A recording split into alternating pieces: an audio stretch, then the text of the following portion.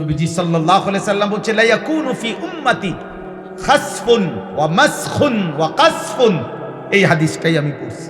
আমার উম্মতের মধ্যে শেষ জামানায় ফি উম্মতি, আমার উম্মতের মধ্যে নবীজি বলছে তিনটা বড় বড় আযাব আসবে। একটা হলো মাটির সহ ধসিয়ে দেওয়া হবে। মনে করেন আমরা এরকম বসছে, একসাথে মাটি ধইসা সবাই দাফন হয়ে গেছে। 2 নম্বরে মাসখুন, চেহারা বিকৃত করে দেওয়া হবে। 3 নম্বরে কাসফুন, পাথরের বৃষ্টি বর্ষিত হবে। বিশুদ্ধ হাদিস, তিরমিজি শরীফের হাদিস। সাহাবারা জিজ্ঞেস করছে ইয়া রাসূলুল্লাহ মাতা, কখন এমনটা হবে? নবীজি বলছে ইজা যাহারাতিল কাইনাত ওয়াল মাআজিফ, যখন ব্যাপকভাবে গায়িকা, বাদ্যযন্ত্র, গান বাদ্য, নাচনেওয়ালি আর নর্তকী, বেহায়াপনা, গান বাদ্য আর বাদ্যের ঝংকার, এটা যখন বেড়ে যাবে, ওয়াস্তাহাল্লাতিল খামরা, এবং মানুষ হালাল পানির মতো মদ আর নেশা পান করতে থাকবে। আল্লাহর নবী বলেন তখন এই 3টা আযাব আসবে।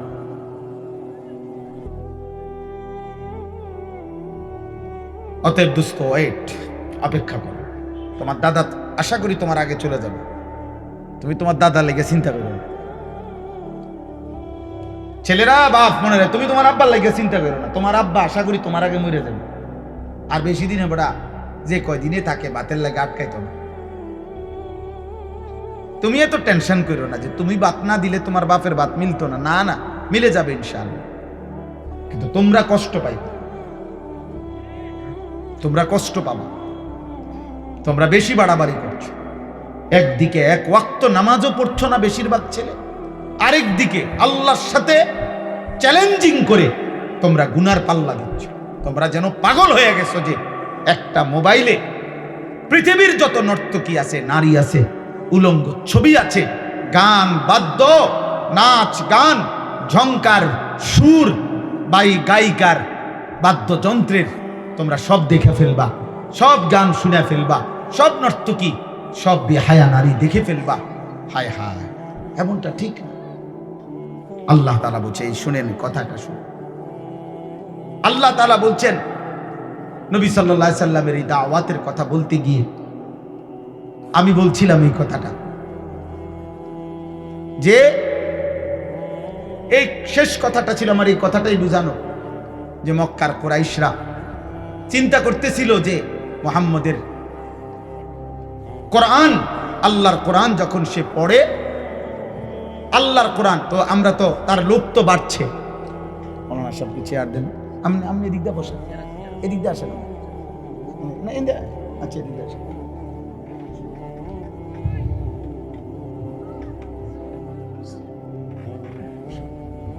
তাইলে এই 2 মিনিট বলতেছি যে আল্লাহ নবী সাল্লাল্লাহু আলাইহি ওয়াসাল্লাম,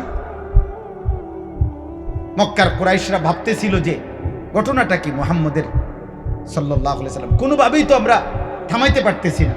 তো তারা সবাই মিলে বলছে যে মূল কারণ হইল আমরা কুরাইশ নেতৃবৃন্দ যাই বুঝাই, এর বিপরীতে মুহাম্মদ যখন কোরআন পড়ে, এইটা পড়লেই মানুষের দিল নরম হয়ে যায়।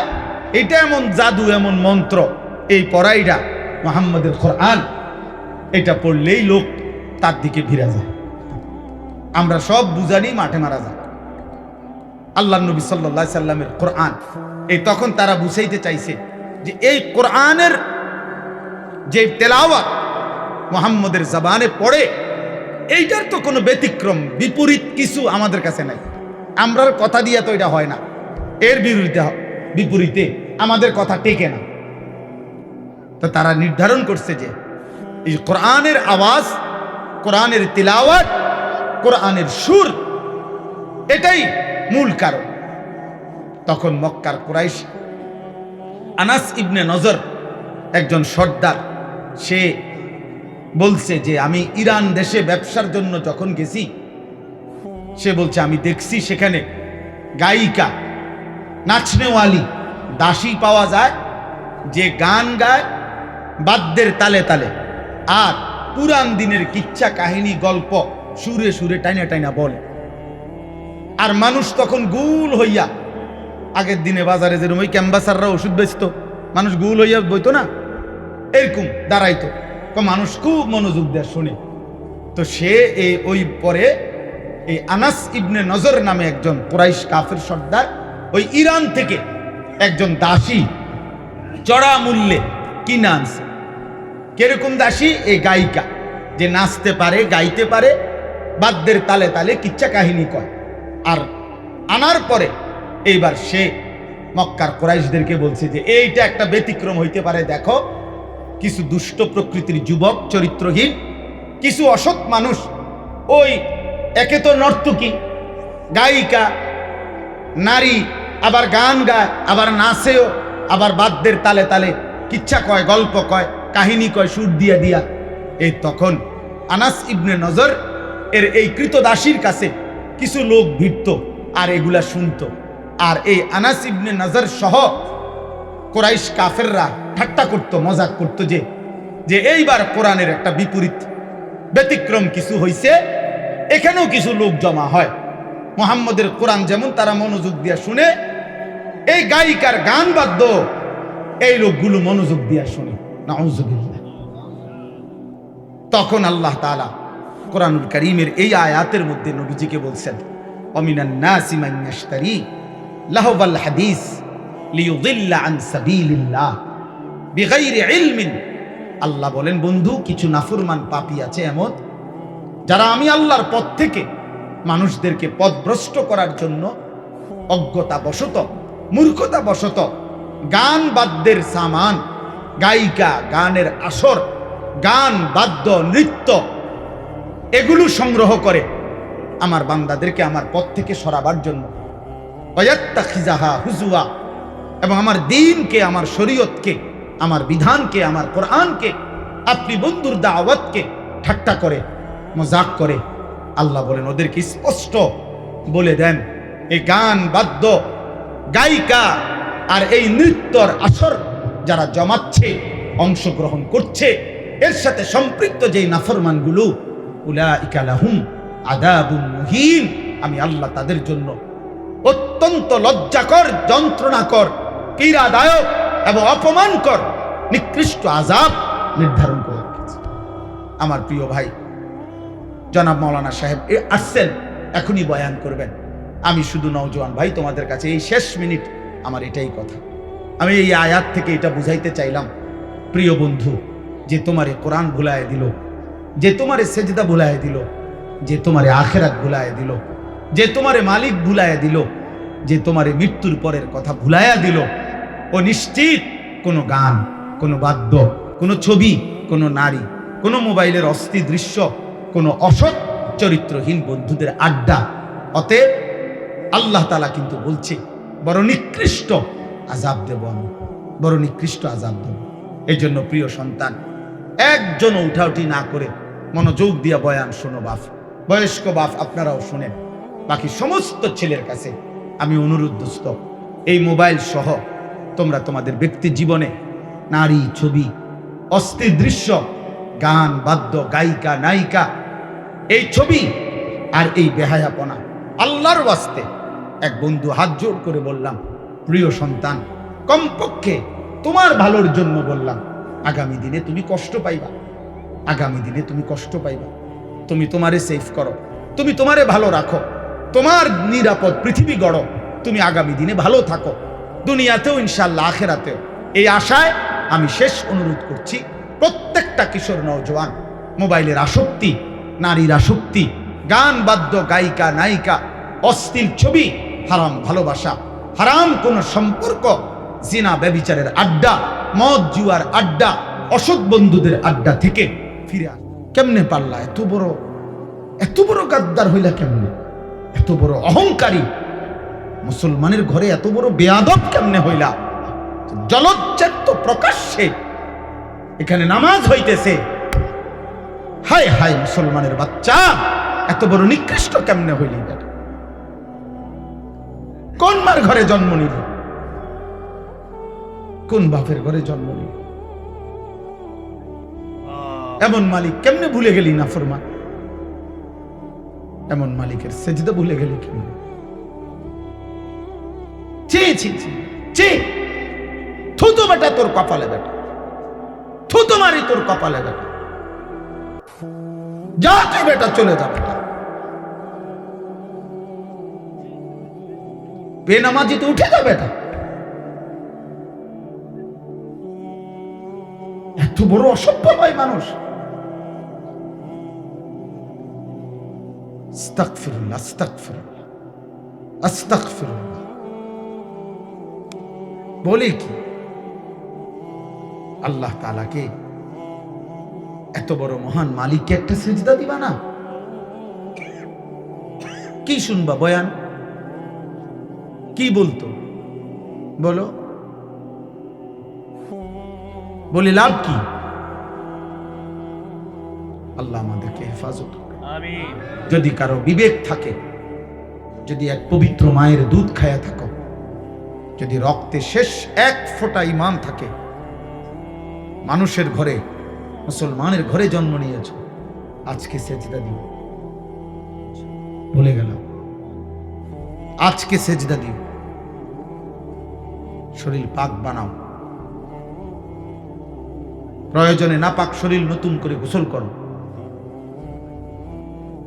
আবার মালিককে সেজদা দাও। যদি বলে হুজুর সবকিছু ঠিক মতো পারি না, এমনি সেজদা দাও, চোখের পানি ফেলে বলো আল্লাহ, তোমার জমিন, তোমার আসমান, এত বড় কায়নাত তোমার। আল্লাহ তাআলা কোরআনে বলছেন, বান্দা এটা ঠিক না, বান্দা তুমি জানো না বান্দা আমি কি পরিমাণ, কত বড় সৃষ্টি জগৎ দিয়ে আমি তোমাকে লালন পালন করি।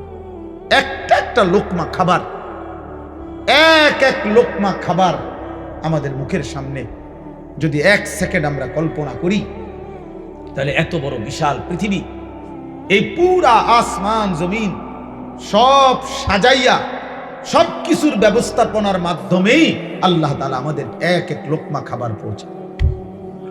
যদি আসমান না থাকে তাইলেও ফসল হবে না, যদি জমিন না থাকে তাইলেও ফসল হবে না, যদি সূর্য না ওঠে তাহলেও ফসল হবে না, যদি চাঁদ না ওঠে তাহলেও ফসল হবে না, যদি বাতাস না থাকে তাহলেও ফসল হবে না, যদি আলো অন্ধকার না থাকে তাহলেও ফসল হবে। আল্লাহ তাআলা বলছেন, বান্দা আমি 1 শতক 2 শতক জায়গা না, বরং এই পুরা কায়নাতের মাধ্যমে আমি আল্লাহ তোমার রিজিক পৌঁছাই। তুমি জানো না তোমার এক এক লোকমা খাবারের পিছনে আমি আল্লাহর ফ্যাক্টরির, আমার এই সৃষ্টির, আমার এই জগৎ ফ্যাক্টরির কি পরিমাণ পার্টস, কি পরিমাণ মেশিনারি, কি পরিমাণ যন্ত্রপাতি আমি আল্লাহ তাআলা তোমার এক এক লোকমা খাবারের পিছনে লাগাইছি। কোন ক্ষেত, কোন ফসল, কেমনে কোনটা করছি তুমি তো জানো না, আমি তো সব করেছি। আন্না সাবাবনাল মাআ সাব্বা সুম্মা শাকাকনাল আরদা শাক্কা ফাআমবাতনা ফিহা হাব্বা। আল্লাহ বলে, বান্দা শুনো, আমি তোমারে গল্প শোনাই। আল্লাহ বলতে, আমি প্রথমত এই আকাশ থেকে অঝোর ধারায় বৃষ্টি নামাই, এরপরে আমি আল্লাহ জমিনটাকে বৃষ্টির পানির ফোঁটা দিয়ে ছিদ্র করি, ছিদ্র, চালনির মতো ছোট ছোট ছিদ্র করি। তুমি দেখো না, তুমি এমনি বুঝতা না যে মাটিতে ছিদ্র করি, এত ছিদ্র করি। আল্লাহ বলেন, আমি ছিদ্র করে রাখছি। ফাআমবাতনা ফিহা হাব্বা, একদিন আমি আল্লাহই যথাসময় মাটির সেই ছিদ্রের মুখ থেকে নতুন শস্য, নতুন গাছ, নতুন ফুল, নতুন ফসল আমি আল্লাহ বের করে আনি। আমি বের করি, এটা আমি করি বান্দা। ওয়া আনজালনা মিনাল মুসিরাতি মাআন সাজ্জাজা লিনুখরিজা বিহি হাব্বান ওয়া নাবাতা। আল্লাহ বলেন, আমি সাদা মেঘমালা, জমাট মেঘ, ওইখান থেকে আমি বৃষ্টি নামাই, সেই বৃষ্টির মাধ্যমে আমি তোমাদের জন্য শস্য, বীজ, উদ্ভিদ, গাছ, আমি সবকিছু বের করি, উৎপন্ন করি। এই জন্য আল্লাহ কোরআনে বলছে, ওয়াফিস সামাই রিজকুকুম, বান্দা শুনো, তোমাদের প্রত্যেকের রিজিক ওয়াফিস সামা, আসমানে, খেতে না, সব ফয়সালা ওইখানে। আরশে, 7 আসমানের ঊর্ধ্বে, 7 আসমানের ঊর্ধ্বে। ছেলেরা কষ্ট দিও না, মোবাইল উঠাইও না, আমি নিষেধ করলাম ভাই।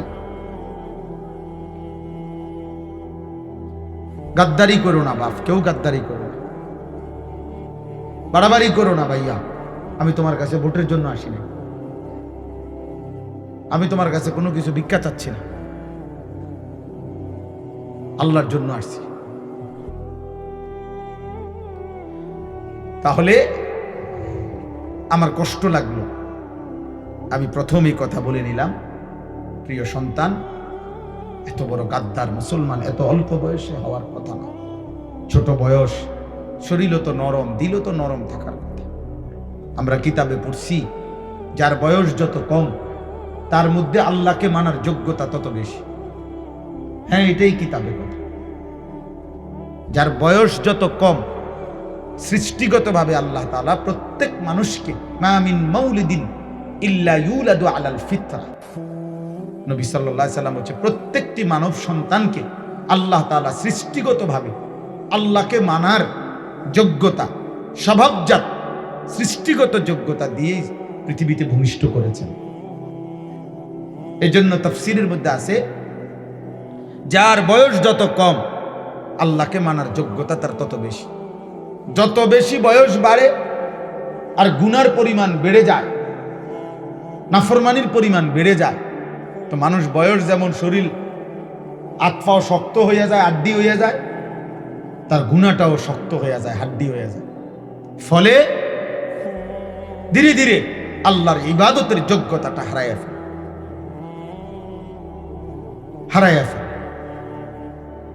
এই জন্য বয়স মাত্র 14, 16, 18 বছর।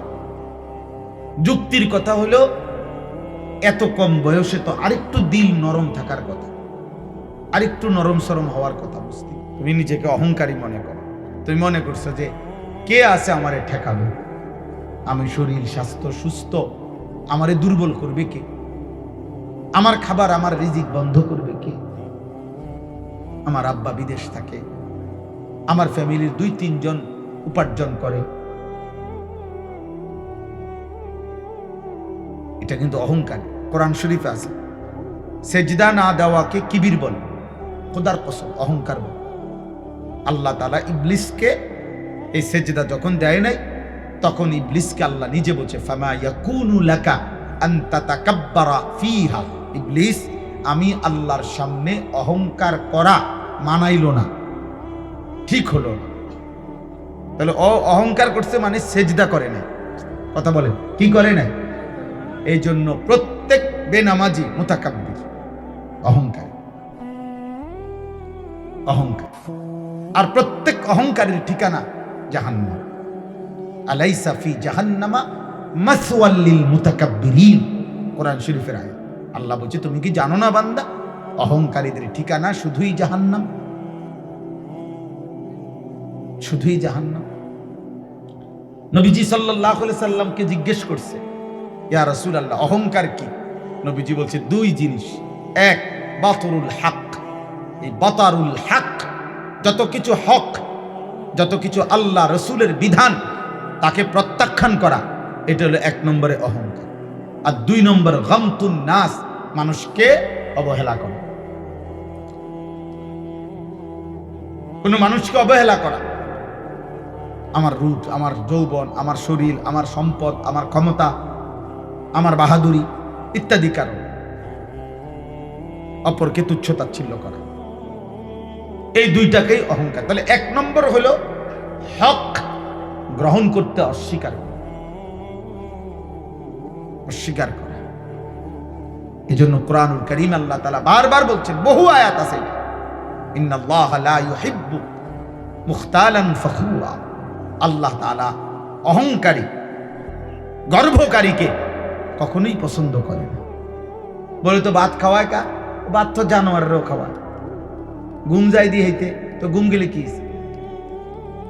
দুনিয়া ভোগ করে তো দুনিয়া ভোগ করলে কি, দুনিয়া তো জন্তু জানোয়ারও ভোগ করে, পেশাব পায়খানা তো জানোয়ারও করে, বাচ্চা কাচ্চা তো জানোয়ারেরও হয়, গরু ছাগলের বাচ্চা হয় না, কথা বলে না, তো গরু ছাগলের রিজিক নাই, কিছু খায় না, এরা তো আমাদের চাইতে পিওর খায়। কোনো গরু ছাগল বাঘ ভাল্লুক কোনো জন্তু জানোয়ারের খাবারে কোনো ফরমালিন নাই। ফরমালিন নাই বলতে, জঙ্গলের যেই প্রাণী খায় তার খাবারে কোনো ফরমালিন আছে, ঝামেলা আছে, কোনো ভেজাল আছে? শতভাগ পিওর খাবারটা তো খায় এরা। বাঘের খাবারের মধ্যে ফরমালিন মিশাইব কে? তারই তো ফলে হতাইলে। সিংহের খাবারের মধ্যে ফরমালিন মিশাইবে কে যাইব এর কাছে ফরমালিন দিত? তার সাহস আছে নি কারো? তাহলে তার খাবার তো পিওর, পিওর ভোগ করে দুনিয়া।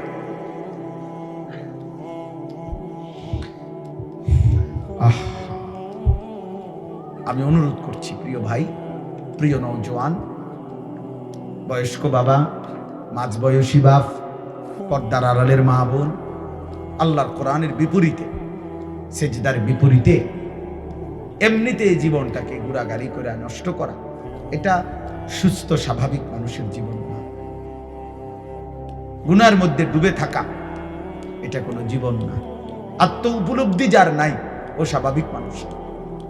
কমপক্ষে বিবেকের একটা প্রথম দাবি, বিবেকবান মানুষ এটা বুঝে যে এটা আমার জন্য কল্যাণ না অকল্যাণ।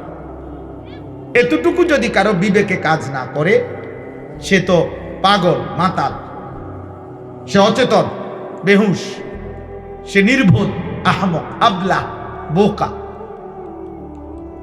বোকা মানুষ। আল্লাহ আমাদেরকে হেফাজত করে। আমি যে আয়াত পড়ছি কোরআনুল কারীমের 21 নম্বর পারা 31 নম্বর সূরা, সূরায়ে লোকমান, এই আর অল্প একটু সময় এই আয়াতের একটা আয়াত পড়ছি মাত্র। এই আয়াতটার সংক্ষিপ্ত অর্থ এবং অল্প একটু কথা বলেই আমি আমার কথা শেষ করব ইনশাআল্লাহ।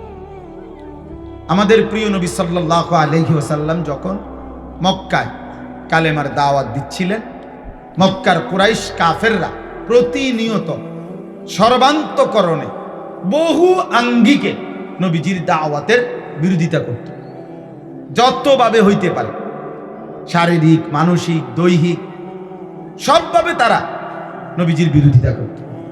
অর্থাৎ শারীরিকভাবে মানে হলো নবীজি এবং সাহাবাদের উপরে শারীরিকভাবে জুলুম অত্যাচার করত, নির্যাতন করত। আর মানসিকভাবে মানে হলো নবীজি সাল্লাল্লাহু আলাইহি সাল্লাম সাহাবাদেরকে অকথ্য গালিগালাজ করত। পাগল নবীজিকে বলতো, জাদুকর, নাউজুবিল্লাহ, কবি, গণক, নির্বোধ, এগুলো বলতো। মজনুন, সাহের, মোহাম্মদ পাগল, মোহাম্মদ জাদুকর, কাহেন, গণক, শায়ের, কবি, আহমক, বোকা, আবলাহ, নির্বোধ, বুদ্ধি বিবেচনা যার নাই, নাউজুবিল্লাহ, এরকম মন্দ গালি দিত, মন্দ গালি দিত আল্লাহ নবী সাল্লাল্লাহু আলাইহি সাল্লামকে। এরপরে সাহাবায়ে কেরামের উপরে জুলুম অত্যাচার করত। কিন্তু তাদের একটা, তারা দেখত যে যত রকমের আবু জেহেল, আবু লাহাব, উতবা, সাইবা, মক্কার কুরাইশ বড় বড় সর্দাররা যত আইটেমে বিরোধিতা করত, কিন্তু কোনো আইটেমে বিরোধিতার পরেও যখনই তারা একত্রে বসত, তখন তারা হিসাব করত আর কইতো যে আরে যাই করি বিরোধিতা কাম তো হয় না, মুহাম্মদের অনুসারী তো দিন দিন কেবল বাড়তেই আছে। কামটা হইল কি? ঘটনাটা কোথায়? কি সেই কারণ যে কারণে আমাদের এতগুলো নেতৃস্থানীয় কুরাইশ নেতৃবৃন্দের কোনো বাধা, কোনো কথা, কোনো বুঝানো কাম হইতেছে না, কাম হচ্ছে না কেন? তখন তারা আপনার চিন্তা করে একটা জিনিস তারা উদ্ঘাটন করছে। ভাই এদিকে তাকান, এদিকে তাকান, হ্যাঁ এই দেখেন, হ্যাঁ দেখো ভাই, হাসি দাও, হাসো সবাই, হাসো একটু, দেখো। এবার বলো ভাইয়া, এই চাচার চোখ, নাক, কান, হাত, পাও সব দেখতে একরকম, কিন্তু মালিক তার মাথার ভিতরে কোনো একটা সমস্যা, তো এই বেচারা অসুস্থ, মানসিক প্রতিবন্ধী। দোস্ত, আল্লাহর ফেরেশতা, ইমানদার, তারাও তোমাদের মতো যারা নাফরমান, চরিত্রহীন নারী, ছবি, অস্থি দৃশ্য, নাচ গান আর অসভ্যতা নিয়ে জীবন কাটাও, তোমাদেরকে নিয়েও হাসে। তোমরাও এরকমই বোকা, নির্বোধ। কোরআনুল কারীমে বারবার বলছে প্রত্যেক পাপী আহাম্মক, প্রত্যেক পাপী মূর্খ। আমি হই আর আমরা হই, প্রত্যেক পাপী মূর্খ। লা ইয়াফকাহুন, কিছুই বোঝে না। লা ইয়ালামুন, কিছুই জানে না। লা ইয়াকিলুন, কোনো আকল নাই, দিমাগ নাই। পাপীর কোনো আকল থাকে না, পাপীর কোনো বুঝ থাকে না, পাপীর কোনো জ্ঞান থাকে না। এমনি দুনিয়া ভোগ করে, এমনি দুনিয়া ভোগ করে। দুনিয়া তো আল্লাহ সবাই, সেও খায়। এই পাগল মানুষটাও কিছু না কিছু খায়, কিছু না কিছু। রাত হলে কোনো না কোনো এক জায়গায় পড়ে ঘুমায় থাকবে, তারও স্বাভাবিক প্রয়োজন পূরণ হয়ে যাচ্ছে। দুনিয়া তো এক প্রতিবন্ধীরও পূরণ হয়, আখিরাত পূরণ হবে না। আমার আব্বা, আমার সন্তানরা, আমার ভাইরা, নওজোয়ান সাথী, আখিরাত পূরণ, আখিরাত তো পূরণ হবেই না। বাকি আমার একটা কথা মনে রাখো, তোমরা যে পরিমাণ বাড়াবাড়ি করতেছ, তোমাদের আগামী জীবন সুন্দর হবে না, কষ্ট পাইবা। মনে রেখো, আমার নাম আনিসুর রহমান। মনে রেখো ভাই, রেখো। যদি মনে করো ভাই, তো ভাই হিসাবে বলবো। 16 বছর বয়সী ছেলে, তুমি আমার সন্তান। আমার প্রথম সন্তানের বয়স 16 বছর।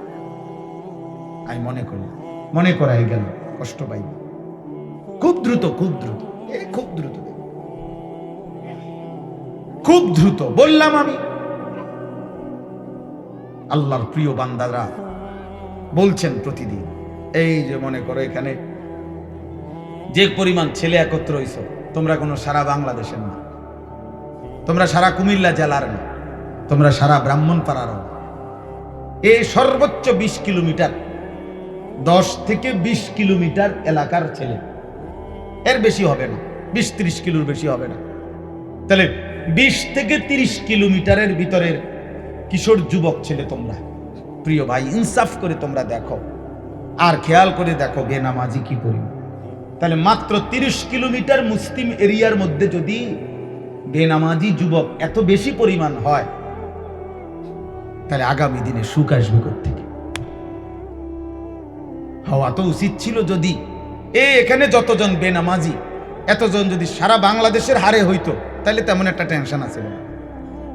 বুঝেন নাই ভাই, যে সারা দেশের হারে 1 কোটি মানুষের হারে 200-400 মানুষ নামাজ পড়ে নাই, ঠিক আছে, এটা একটা কি আছে, কিন্তু 20 কিলোমিটার জায়গা মনে করেন তো, 20 কিলোমিটার জায়গার মধ্যে যদি এই পরিমাণ বেনামাজি হয়, আগামী দিনে সুখ আসবে কোত্থেকে? আগামী দিনে শান্তি আসবে কোত্থেকে? প্রতিদিন বাংলাদেশে এখন, গতকালকেও প্রতিদিন প্রকাশ্য দিবালোকে জনমানুষের কোলাহল চলাচলের অবস্থায় ডাইরেক্ট গুলি করে মানুষ মেরে ফেলতেছে, ডাইরেক্ট গুলি করে ফেলাই দিতেছে।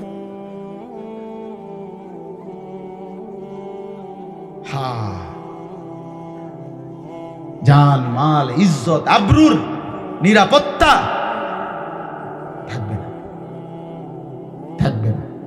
গুনাহ অশান্ত বানাই দিবে, খোদার কসম, গুনাহ অশান্ত বানাই। নবীজি, হ্যাঁ শুনো নাই কথা কানে? এই মোবাইলের লানত এটা, যে কানেও শুনে না তখন, এটাই বাস্তব।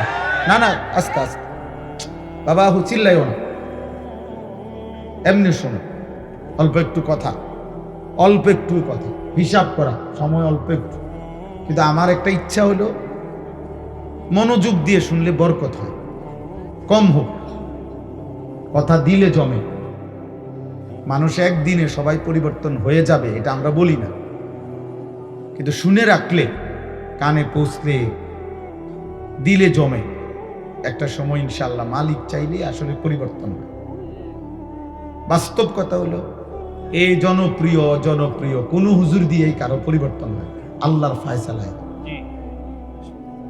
বহু জনপ্রিয় বক্তাও আইসে গেছে, ওনার দিয়ে তেমন কোনো কাম হয়েছে না, কিন্তু এমন সাধারণ কাউকে দিয়েও অনেক মানুষের জিন্দেগি পরিবর্তন হয়ে গেছে। কাজেই জীবন পরিবর্তন হওয়া হলো মূল মাকসাদ। ওই হুঙ্কার, চিৎকার, সুর, কান্দা কোনোটাই মূল বিষয় না, কোনোটাই মূল বিষয়। এই 10 লক্ষ মানুষ কোনো বক্তার শ্রোতা, এতে তেমন কিছু আসে যায় না, কিছুই না। মনে করেন এখানে একবারে 10 লাখ লোক হয়েছে, তো কি হয়েছে? 10 লাখ লোক হয়েছে আর কি, অথবা 10 জনই হয়েছে, তো কি সমস্যা কি? 10 জন হইলে ব্যর্থ, এটা কথা বলেন না? তাহলে এইটা কোনো বিষয়, এটা কোনোভাবেই বিষয়। খ্যাতি, সুখ্যাতি, মোহ, পদ, পদবী, সুনাম, জনপ্রিয়তা, এগুলো দুনিয়াবি বিষয়। আখেরাতে এগুলার 2 পয়সার কোনো ভ্যালু নেই। فإذا نفخ في الصور فلا أنساب بينهم يومئذ ولا يتساءلون। কোরআনুল কারীমের মধ্যে আল্লাহ তাআলা বলেন, যখন ইসরাফিল ফু দিবে, হাসরের মাঠ কায়েম হবে, তো আল্লাহ তাআলা বলেন এই কোটি কোটি মানুষ যখন হাসরের মাঠে দাঁড়াবে, কেউ কাউকে আত্মীয়তার, বংশের, সম্পর্কের কোনো পরিচয় দিবেন না। ফালা আনসাবা বাইনাহুম ইয়াউমাইদিন, সেদিন কারো মাঝে কোনো আত্মীয়তার পরিচয় সূত্রে কেউ কারোর সাথে কোনো পরিচয় দিবেন। কোনো বাবা তার ছেলেকে ডাকবে না, কোনো ছেলে তার বাবাকে ডাকবে না, কোনো স্বামী তার স্ত্রীকে ডাকবে না, কোনো স্ত্রী তার স্বামীকে ডাকবে না, কোনো ভাই তার বোনকে ডাকবে না, কোনো বোন তার ভাইকে ডাকবে না। আত্মীয়তার এই সম্পর্ক, যে তুমি আমার চাচা বা আমি আপনার ভাতিজা ইত্যাদি, কোনোভাবেই না। আল্লাহ ভাই তাকায়ও না, অন্য কোনো দিকে তাকায়ও, আমার দিকে তাকাও। সবাইরে গুছাইয়া পারতা না, পুরা সব এই যে বুটওয়ালা বাদাম খায়, কেউ দুষ্টামি করে, কেউ খামখেয়ালি, একবারে সব ঠিক করে কুলাই থাকতাম। যে দূর সম্ভব বলছি, এখন যদি কেউ পাত্তা না দেয় কোনো সমস্যা না, সবাই শুনতে হবে, এটা জরুরি। কথা বলে না, সবাই মানতে হবে, এটা জরুরি না? না জরুরি না। আল্লাহ যাকে ফায়সালা করে সেই শুনুন, খালাস। কোনো কত গাফেল, চিন্তা করো যে আমার কাছে এটা খুব মনে হয়, আহারে মসজিদে জামাতে নামাজ হইতেছে, ও মাহফিলে আসছে, বদনসিব, কত বড় মন্দ কপাল, কত বড় দুর্ভাগা। দুর্ভাগা এখানে বুট বাদামের দোকানে দাঁড়ায় আছে, মসজিদের 4 রাকাত পুরা নামাজ শেষ হয়েছে, বদনসিব মসজিদে ঢুকতে পারে। আহ, মালিক তার প্রতি এতটা অসন্তুষ্ট যে আল্লাহ তাকে যেন বলছে, তোরে ভাত খাওয়াইলাম, ঘুম পাড়াইলাম, ঠিক আছে, কিন্তু সেজদা দিতে দেব না, ঠিক আছে, যা বেটা। 10 টাকার বুটের কাছে আখেরাত বিক্রি করে দিচ্ছে, 1 প্লেট চটপটির কাছে আখেরাত প্রত্যাখ্যান করছে। এমন আখেরাত আমার লাগবে না, আমার চটপটি যথেষ্ট। অনেক ছেলে, অনেক, হায় হায় হায়, বদনসিব, দুর্ভাগা, মন্দ কথা। আহা, সেজদাবিহীন জীবন, যে কপালে সেজদা নাই, ও আসলে কোনো মানুষ না। বাস্তব সত্য, এটাই কথা। কোরআন সুন্নাহর আলোকে ও কোনো মানুষ, ও এক ধরনের চতুষ্পদ জন্তু, ওইটাও এক ধরনের হাইওয়ান, এক ধরনের জানোয়ার। শুধু একটু তফাৎ, ওই জানোয়ারের 4 ঠ্যাং, এই জানোয়ারের 2 ঠ্যাং, বাকি ওই 2টা হাত সহ মিলাইয়া 4টা ঠিক আছে, এতটুকু। এই জন্য আমরা তাকাই দেখলাম, আমি কারোর সাথে মুসাফাও করিনি, অনেক ছেলে হাত বাড়াইছে আসতে যাইতে, এখন কারোর সাথে হাত মিলাই না। কেন? আমার নামাজ দরকার। আলহামদুলিল্লাহ আমি তাড়াহুড়া করে আসছি, তারপরও আমি ওযু করে ইস্তেঞ্জা করছি, ওযু করছি, এবং 4 রাকাত নামাজ, 1 রাকাত শুধু প্রথম রাকাত পাই নাই, বাকি জামাত পড়ছি, সুন্নত পড়ছি, বিতির পড়ছি, পড়ে আসছি, খালাস। কিন্তু তোমরা এতগুলো ছেলে কি করলা এখানে দাঁড়ায়? কি করলা আব্বা? মুসলমান এত নিকৃষ্ট কেমনে হয়, এত লজ্জাহীন মানুষ হয় যে আল্লাহর ঘরের সামনে মাহফিলে মানুষ চক্ষু লজ্জা বলতে তো একটু থাকে, যে একটা বিবেক, সামান্যতম চক্ষু লজ্জা, যে কিরে আমি আসলাম মাহফিলে, এনে নামাজ হইতেছে, এরা দাঁড়ায় দাঁড়ায় এনে গফ করতেছে। আরে নির্লজ্জ রে, 10 টাকার বুটে কি আসবে যাবে, 30 টাকা 20 টাকার এক প্লেট চটপটিতে কি হবে? তেমন কোনো পুষ্টি ভিটামিন কিচ্ছু নাই, সামান্যতম কোনো শারীরিক দুনিয়াবি কোনো উপকারও নাই, যে বিশাল কোনো পুষ্টিকর কোনো খাবার, বুট বাদাম এমন কিছু না, আহামরি কিছু না, এটা চটপটি তেমন কিছুই না। কিন্তু আল্লাহর নবী সাল্লাল্লাহু আলাইহি ওয়াসাল্লাম বলছেন, লাসাজদাতুন ওয়াহিদাতুন খায়রুম মিনাদ দুনিয়া ওয়া মা ফিহা, একটি সেজদা দুনিয়া এবং দুনিয়ার মধ্যে যত কিছু আছে সব কিছুর চাইতে শ্রেষ্ঠ। এক সেজদা, একটা সেজদা। নবী সাল্লাল্লাহু আলাইহি ওয়াসাল্লাম বলেন, আকরাবু মা ইয়াকুনুল আবদু মির রাব্বিহি ওয়া হুয়া সাজিদ, কোন বান্দা আল্লাহ তাআলার সবচেয়ে ঘনিষ্ঠ হয়, সবচেয়ে ঘনিষ্ঠ হয়ে যায় যখন সেই বান্দা সেজদা করে। আল্লাহ পাকের নবী ওয়াদা দিয়েছেন, বান্দা যখনই সেজদা করে আকরাব, সে আল্লাহর একদম ঘনিষ্ঠ হয়েছে, ঘনিষ্ঠ হয়েছে। তাহলে বোঝা গেল যে বান্দা যখন সেজদা করে সে আল্লাহর আকরাব, আরবি ভাষার আধিক্য বুঝায়, এটার সর্বোচ্চ শব্দ ইসমে তাফজিল, এটা দ্বারা আধিক্য বুঝায়। তাহলে বান্দা আল্লাহর সর্বাধিক ঘনিষ্ঠ হয় যখন সে সেজদা দেয়। তাহলে এর বিপরীত কথা কি, যে নাফরমান যখন সেজদা দেয় না, তো বান্দা ওই নাফরমান আল্লাহ তাআলার সবচেয়ে বেশি দূরে চলে যায়, আবাদ। এটা যদি হয় আকরাব, তো ও কি আবাদ, ও সবচেয়ে দূরে, ও সবচেয়ে বেশি বিতাড়িত। এই জন্য কোনো মানুষ আল্লাহ তাআলার কাছ থেকে সবচেয়ে বেশি দূরে সরে কখন, সেজদা না। আর এটার প্রমাণ কি, ইবলিস। ইবলিস কি কারণে এতটা বিতাড়িত হল? সেজদা না দেওয়ার কারণে। শয়তান, আল মুবঈদু আনিল হক, শয়তানকে শয়তান কেন বলা হয়? তাফসীরে আছে, সব তাফসীরে আছে, আরবি তাফসীর। শয়তানকে এই জন্য শয়তান বলা হয় আল মুবঈদু আনিল হক, যে নিজেকে সত্য থেকে দূরে রাখে, হক থেকে যে নিজেকে দূরে রাখে তাকে শয়তান বলে, শয়তান বলে। আর শয়তানকে রাজিম বলে কেন? শয়তানের অপরাধ এতটা জঘন্য যে রাজিমের মূল অর্থ হইল এমন ব্যক্তি, এমন কিছু যা, যে মূলত পাথর মারার উপযুক্ত, মানে যাকে মূলত পাথর মারা উচিত, এটারে কয় রাজিম। এমন অভিশপ্ত যাকে মূলত কি মারা উচিত? পাথর মারা উচিত। এজন্য ইসলামী শরীয়তে কোনো বিবাহিত পুরুষ এবং নারী যদি জিনা করে, ব্যভিচার করে, তার শাস্তি হলো রজম, এই পাথর মেরে হত্যা করা। এই রজম আর রাজিম একই জিনিস।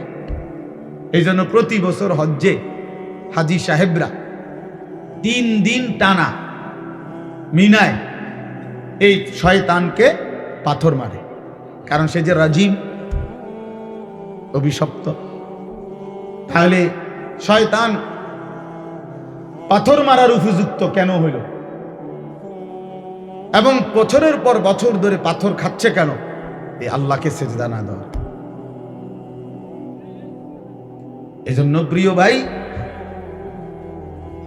আলহামদুলিল্লাহ একসাথেই বসছো, বাকি আল্লাহর দয়া, যে আল্লাহর দয়া আমরা 2 ভাগ হয়ে গেলাম। কিছু বদনসিব সেজদা দিতে পারলা না, মালিকের কোটি মেহেরবানি যে আমরা এসে সেজদা দিছি। ইনশাআল্লাহ তোমার মাঝে আমার মাঝে, আমাদের যারা আমরা নামাজ পড়ছি এখন, আর তোমরা যারা পড়ো নাই, তোমাদের মাঝে আমাদের এটা একটা পার্থক্য। তাহলে মানুষের পার্থক্য ভাতখানার ভিত্তিতে না। ভাত তো আলহামদুলিল্লাহ আমরা সবাই খাইছি, পেশাব পায়খানা আমাদের সবার হচ্ছে, ক্ষুধা, তৃষ্ণা, ঘুম, এগুলো তো আলহামদুলিল্লাহ সবার পূরণ হচ্ছে, কিন্তু পার্থক্য সেজদা। একদল সেজদা দিলা, আরেক দল দিলা। নবীজি বলছেন বাইনার রাজুল ওয়া বাইনা শিরকি ওয়াল কুফর তারকুস সালাহ। কোন ব্যক্তি মুশরিক নাকি কাফের, এটা পার্থক্য করার চিহ্ন নামাজ পড়া বা না পড়া। সাফ কথা, সাফ কথা। ভাত খাও, কোনো অসুবিধা, কেউ কারে আটকায় না, তুমিও আটকাইতা না ইনশাআল্লাহ। খাইবা, ঘুমাইবা, পেশাব করবা, নারী দেখবা, ছবি দেখবা, উলঙ্গ দৃশ্য দেখবা, জিনা করবা, ব্যভিচার করবা, সুযোগ পাইলে মদ খাইবা, গাঁজা খাইবা, অসৎ বন্ধুদের সাথে আড্ডা দিবা, কোনো মেয়ের সাথে হারাম সম্পর্ক করতে পারলে করবা। ভালো, ঠিক আছে, চলো, অসুবিধা কি? তোমার মানা করছে কি?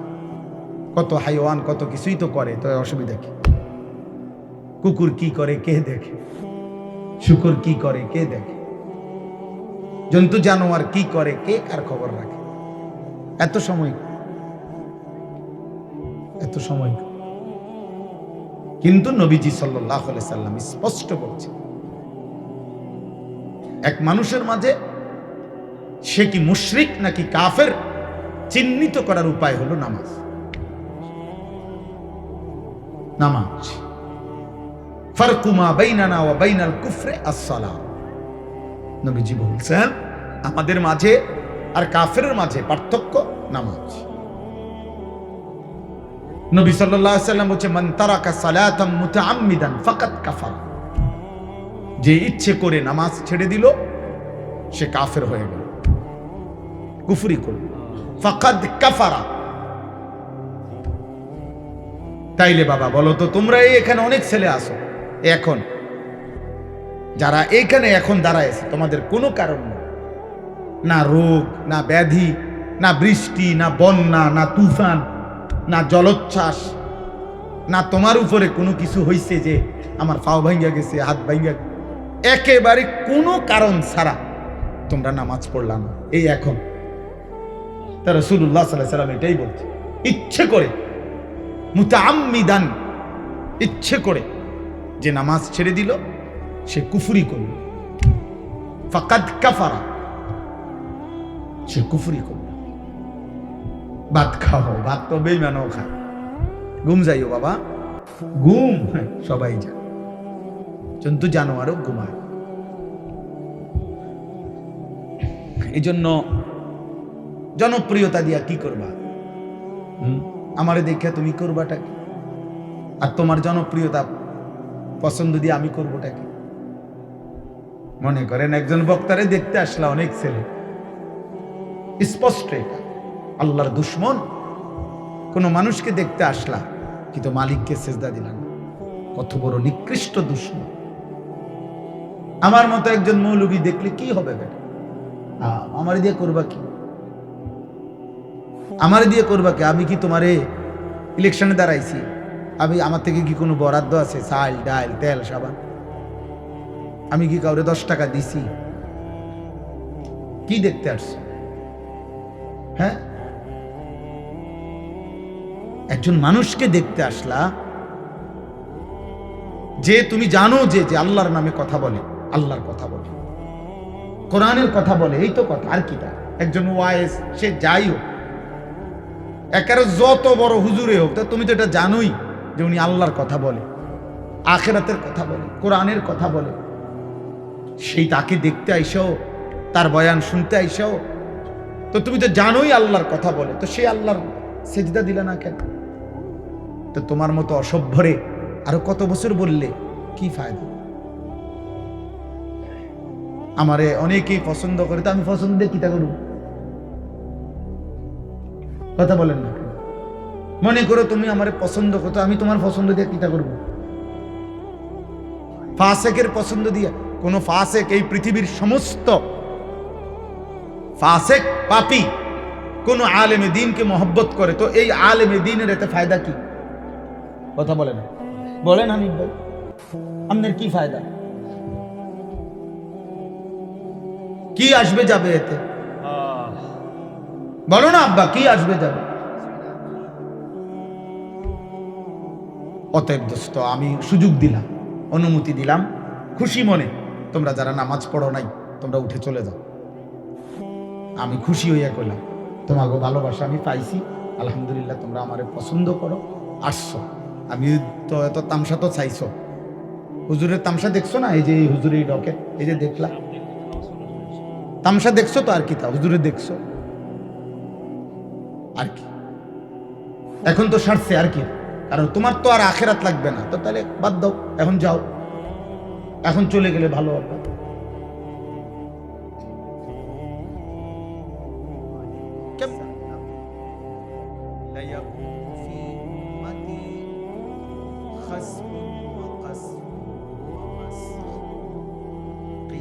يا رسول الله متى قال إذا ظهرت القينات والمعازف واستحلت الخمر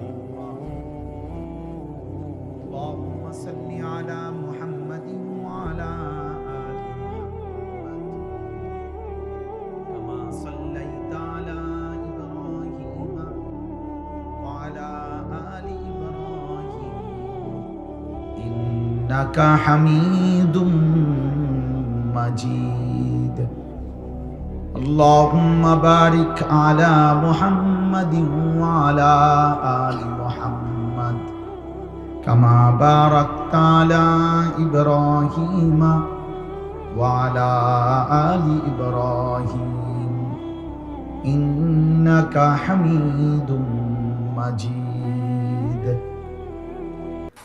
سبحانك لا علم لنا إلا ما علمتنا إنك أنت العليم الحكيم الحمد لله আল্লাহ পাক রব্বুল ইজ্জত জুল জালাল ওয়াল ইকরামের ফজল করম, রব্বুল আলামিনের ইহসান মেহেরবানি দয়া, আল্লাহ তাআলা আমাদেরকে আজ 11 নভেম্বর 2025 রোজ মঙ্গলবার কুমিল্লা জেলা বিপাড়া উপজেলাধীন মাধবপুর শাহী ঈদগাহ ময়দানে মাধবপুর মধ্যপাড়া যুব সংগঠনের উদ্যোগে কবরবাসীদের রুহের মাগফিরাত কামনায় আজকের এই 10ম বার্ষিক ওয়াজ ও দোয়ার মাহফিলে আল্লাহ তাআলাই আমাদেরকে আসবার বসবার আল্লাহর জন্যই জমা হবার তৌফিক দান করেছেন, আলহামদুলিল্লাহ। নওজোয়ান ছেলেরা তোমরা সবাই যারা দাঁড়িয়ে আছো তোমরা বসো, যেটুকুই শোনো বসে শোনো, ভাইয়া বসো, যে যেটুকুই শোনো বসে শোনো। বসে শুনলে সওয়াব হয়, বসে শুনলে আল্লাহর কথার প্রতি আদব হয়, আল্লাহর কথার প্রতি আদব হয়, বরকত। বসে শোনা আল্লাহর কথা, এটা আদব, এটা আল্লাহ তাআলার কোরআনের প্রতি সম্মান প্রদর্শন করা হয়। যেন দয়া করে প্রত্যেকেই বসো। যদি একান্তই বসতে না চাও তো চলে যাও বাবা, চলে গেলে ভালো। যদি একান্ত কারো বসতে সমস্যা হয় চলে গেলে ভালো। জি মাশাআল্লাহ, যারা যাওয়ার তারা চলে যান, অসুবিধা নেই। জি বাকিরা বসে, বাকি শুনে তো বসে শুনে। ওই ছেলে বাবা বসো, নাই তো যাও না, অসুবিধা নেই। এটা তো আর কোনো নির্বাচনী জনসভা না যে নির্দিষ্ট কোনো জনসমর্থন দরকার। মানে নির্বাচনী জনসভা হলে না যে আমার পুরো এলাকার প্রত্যেকের ভোট দরকার। কাজেই এটা কোনো নির্বাচনী জনসভা না।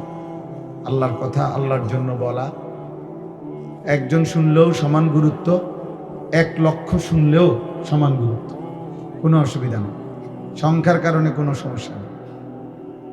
দ্বিতীয় কথা হলো সবগুলো হাতে ধরা মোবাইল বন্ধ করে দাও, নামাও। একজনও মোবাইল হাতে ধরে ভিডিও বা রেকর্ড করা আমি স্পষ্ট নিষেধ করলাম, এটা আমার পক্ষ থেকে নিষেধ করলাম। দয়া করে প্রিয় ভাই আমার কথাটা শুনো, ভালো হবে। আমি নিষেধ করলাম, এরপরে কিন্তু আমি ধমক দেব। এখন আমি সুন্দরভাবে বললাম, ঠান্ডাভাবে। মোবাইল কেউ হাতে ধরে ভিডিও বা রেকর্ড করা যাবে না। আমাদের চেহারার দিকে তাকাইয়া শুনলে, ওলামায়ে কেরামের দিকে তাকাইয়া শুনলে আল্লাহর কথা, বড় কথা। সর্বশেষ কথা হলো এই বিষয়ে যে স্বেচ্ছাসেবক যারা, মানে মাহফিলের ইন্তেজামের সাথে যারা নওজোয়ান ভাই, তোমরা ভাই যারা দাঁড়িয়ে আছে তাদেরকে বসানোর চেষ্টা করো। মাহফিলের স্বেচ্ছাসেবক মানে যারা আয়োজক তারা কেউ তো দেখলাম না। যারা মাহফিলের ইন্তেজামের সাথে আছেন তারা আইসা বাকিদেরকে ডেকে বসান। আল্লাহ আমাদের সবাইকে তৌফিক দান করুন। দোস্ত, আমার একটা অনুরোধ, আবারও বলতেছি, ছেলেরা ভাই, তোমার যদি মনে করো মোবাইল টিফা দরকার, আমার কোনো আপত্তি নেই, তুমি উঠে যাও। একবারে আমার চোখের সামনে থেকে চলে গেল, আমার কোনো সমস্যা নেই। আমি ব্যক্তিগতভাবে এটা নিয়ে ঘাবড়াই না, কিন্তু ভিতরে বৈশা কোনো রকম বেখেয়ালি করো না, বুট বাদাম খাইও না। আল্লাহর ওয়াস্তে যার যেটা প্রয়োজন সে চলে গেলে ভালো। যে হুজুর আমার বুট খাওয়া ঠিক আছে, কোনো সমস্যা নেই, আমার কোনো এই ছেলে বাংলা বুঝছিল নি ওই সময়, আবার ব্যাটকাও কা ফিরে আসো। আল্লাহ তৌফিক দান করেন। আজকের যেই যুবকরাই মাহফিল সাজিয়েছে আল্লাহ তাদেরকে উত্তম বিনিময় দান করেন। দয়া করে একজনও উঠাউঠি করো না। প্রিয় ভাই, আমি কারোর সাথে মুসাফা করব না, একজনের সাথেও না। কাজেই ধাক্কাধাক্কি করলে হবে না, আমারে আরো মাহফিলে যাইতে হবে। মৌলানা সাহেব কথা বলবেন, মেহেরবানি করে প্রত্যেকেই আন্তরিকতার সাথে শুনতে থাকেন। আল্লাহ তৌফিক দান করেন। মাশাআল্লাহ, 29শে নভেম্বর রানীগাছ আমাদের মাহফিল আছে, আমারও দাওয়াত আছে, আরো অনেক উলামায়ে কেরামের দাওয়াত আছে।